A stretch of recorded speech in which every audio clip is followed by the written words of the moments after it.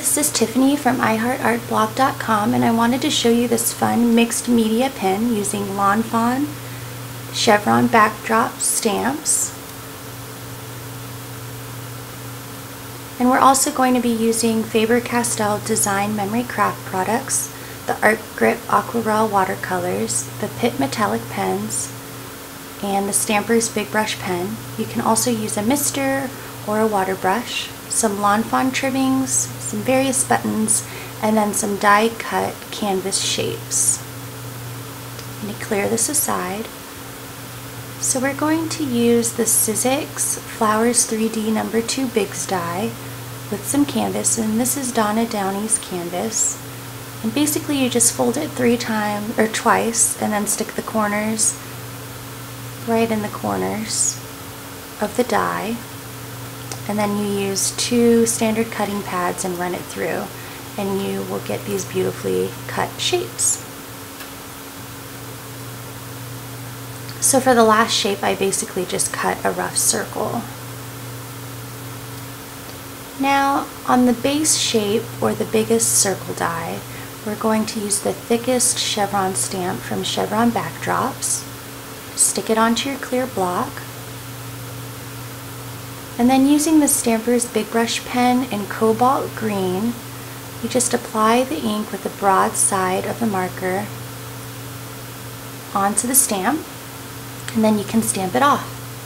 The awesome thing about this ink is that it is permanent once it's dry, it's light fast, and it's odorless.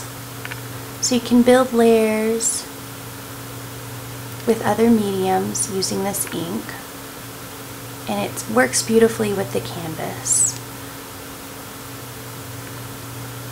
So once you're finished, you can just set that aside and let that hang out.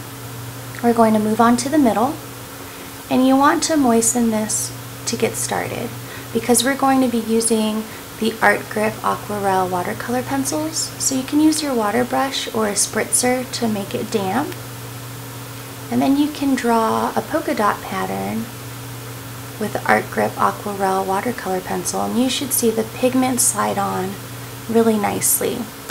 And this pigment is permanent once it's dry, so make sure you work with your damp canvas.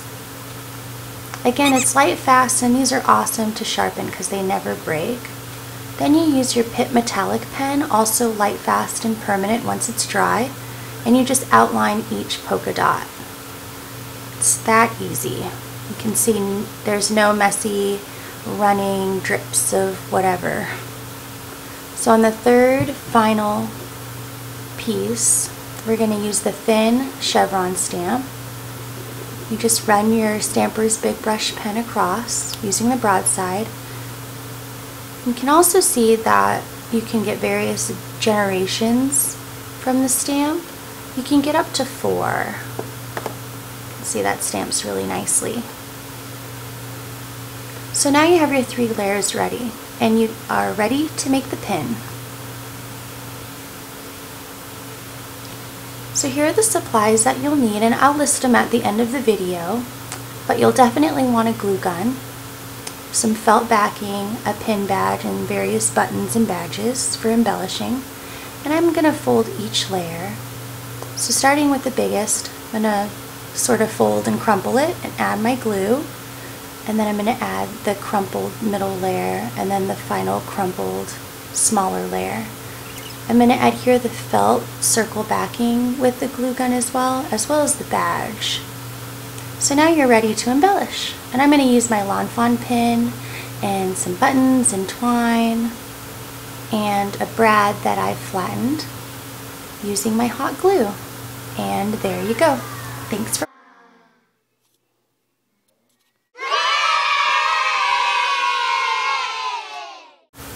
for watching.